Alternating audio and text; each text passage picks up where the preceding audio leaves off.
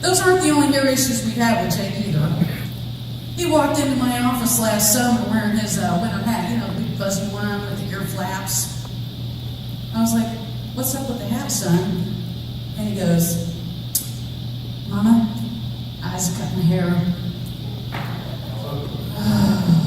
"Take off the hat, son." So he pulls the hat off and he puts his hand on his forehead like this. And I'm like, "Son, move your hand." And he was like, "Do I have to?" I said, "Yes." He put his hand down and I was like, "Oh my God, are your eyebrows missing?" Well, Mama leaves are fuzzy, so I had to trim them. I was like, "You didn't trim them, you eliminated them." I said, "I think you're shocked or surprised, but I can't tell because you have no eyebrows." So, when my husband came home and saw this and finally stopped laughing, he said, "Why don't you just get your eyebrow pencil and let him draw his own eyebrows back on?" He could do Angry Birds, Ronald McDonald, Groucho Marx. I said, "You're not helping. We don't want to encourage this." Jake goes, "Well, Mama, you used to get your eyebrows trimmed." I said, "No, I made the mistake of getting them waxed. I walked around looking surprised for 3 months. People didn't know what to make of it." "Well, hi, Bill, congratulations on that new job." "Why do you look so surprised?" "I'm not, I swear."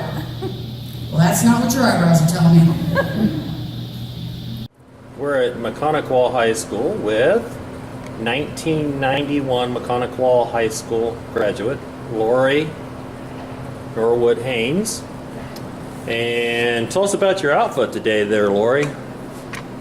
Well, you're giving me a great opportunity to dust off my class of 91 Converse high tops, so bringing back the 90s. So you've started your semi-professional stand-up comic now. Yeah. So how did that interest begin? I've actually been doing comedy most of my life. It was fostered here while I was attending Maconaquah High School, and then I left it for a while. As you know, most adults, when they get into the working world, get married and have children, they kind of set things on the back burner. And then I was given an opportunity by a group called Comedy Deli. They had a workshop for stand-up comics at the State Theater in Logansport. So I went to the comedy workshop and did that a couple of times and ended up getting first place. So here I am. Now I get to open for Donnie Baker in a couple weeks. So what kind of influence did Maconaquah High School have on your path to being a comic? It had a great deal of influence.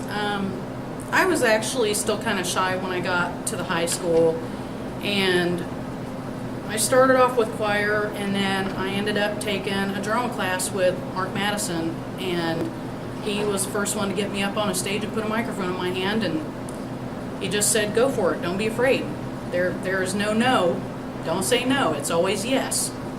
And it kind of started off there, and he just fostered that in me, and then along came speech team my junior and senior year, and that was probably one of the best things that could have happened to me.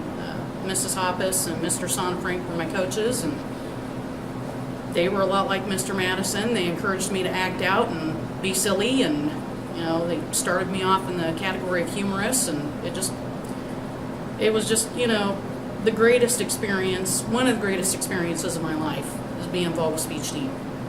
So, Kind of got the ball rolling for you then. it did get the ball rolling for me. When I attended the first workshop at the State Theater, there were a lot of people that had never even held the microphone in their hand, and they had never done mirror exercises or just simple things that, you know, I learned from attending Maconaquah, and you know, so I felt very comfortable with it, and I was way ahead of the curve as far as that class was concerned, because it was a hard class. So you participated in some plays. What were some of the plays back in? The Haunting of Hill House. I was Mrs. Dudley in The Haunting of Hill House. I played the bride in Plaza Suite, and I was one of the cliquey girls in Grease. So, yeah, That was my unofficial Broadway debut there in the Maconaquah Theater. So I see you've got your trophy that you won at the Comedy Deli, at the State Theater in Logansport? Yes, this And the winner? The winner was me. So. And that gives you a chance to do what now? I get to open for a nationally recognized comedian from the Bob and Tom Show, Donnie Baker. And that'll be at the State Theater on January 26th. Tickets are currently sold out from what I understand. They are looking to add some additional seating, so you can check the statetheaterlive.com website to see if they have any more openings and for future events, such as their storyteller event that's coming up February 8th. So, big event for you? It is a huge event to me, and I really need to.